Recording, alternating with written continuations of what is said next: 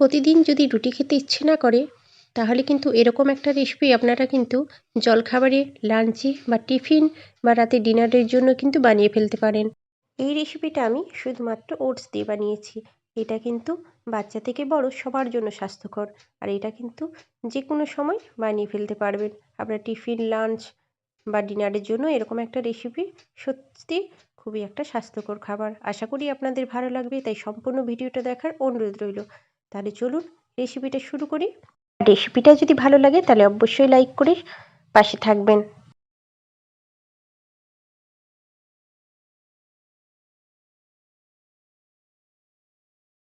এখানে আমি নিয়ে নিচ্ছি মাঝারি সাইজের বাটির 1 বাটি ওটস। পরিমাণটা কিন্তু আপনারা কম বেশি করতে পারেন। এবারে এখানে আমি দিয়ে দেব সেদ্ধ করা আলু। আমি আগে থেকে গ্রেট করে রেখেছিলাম, তাই এখানে আমি 2টো সেদ্ধ করা আলু নিয়েছি। এবার এখানে রেখেছি কিছু সবজি, যেমন আমি নিয়েছি এখানে গাজর, আমি গ্রেট করে নিয়েছি, আর নিয়েছি ধনেপাতা, দিয়ে দেব কাঁচা লঙ্কা ছোট ছোট করে কেটে রেখেছিলাম।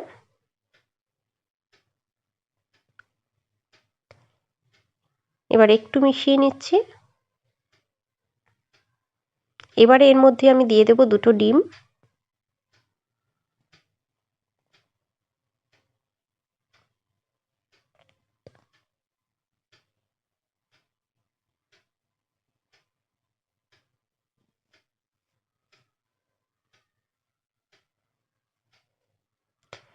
এবার এখানে আরও কয়েকটা সবজি দিয়ে দিচ্ছি। এখানে দিয়ে দিচ্ছি একটুখানি ক্যাপসিকাম, আর দিয়ে দিচ্ছি একটা টমেটো কুচি। এবারে সমস্ত উপকরণগুলো একটু ভালো করে মিশিয়ে নেব। তার আগে দিয়ে দেব পরিমাণ মতো নুন, দিয়ে দিচ্ছি গোটা জিরে 1 চামচ,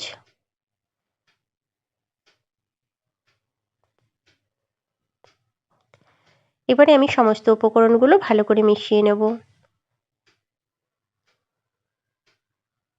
এখানে কিন্তু আমি এখানে কর্নফ্লাওয়ার দেব, তো আপনারা কর্নফ্লাওয়ারের পরিবর্তে কিন্তু আটাও ব্যবহার করতে পারেন বা ময়দা, যেটা আপনাদের পছন্দ। আমি এখানে একটু মিশিয়ে নিয়েছি।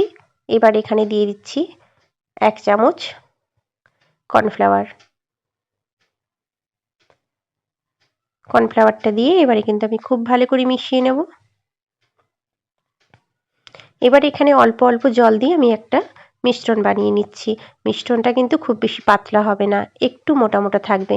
আমি শেষে অবশ্যই আপনাদেরকে দেখিয়ে দেব।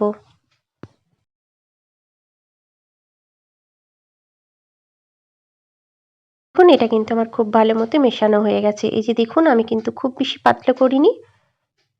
এই যে দেখুন অনেকটাই ঠিক রয়েছে। এবারে একটা তাওয়া বসিয়ে দিয়েছি, তাওয়াটা গরম করে তেল দিয়ে দেব। আমি এখানে 2 চামচ মতো সাদা তেল ব্যবহার করেছি। তেলটা গরম করে নিয়েছি।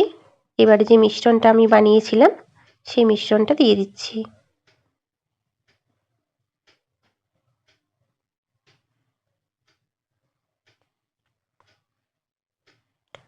সমস্ত মিশ্রণটা আমি দিয়ে দিয়েছি। এবারে একটা চামচের সাহায্যে এভাবে আমি একটু চাড়িয়ে দিচ্ছি, যাতে সব দিকগুলো সমানভাবে থাকে।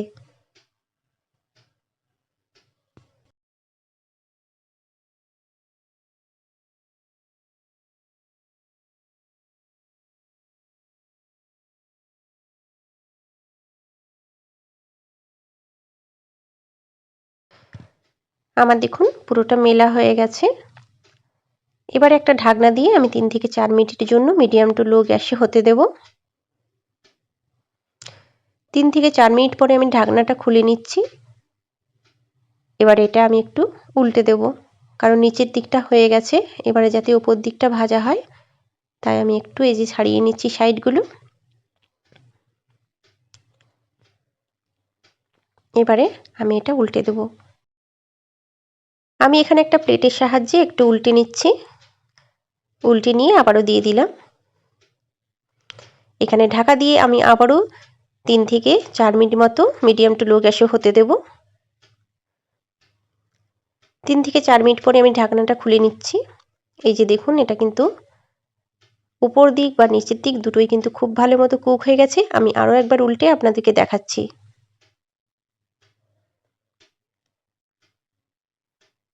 এই যে দেখুন কতটা সুন্দর রান্না কুক হয়েছে, একদম সুন্দর করে ভাজা হয়ে গেছে।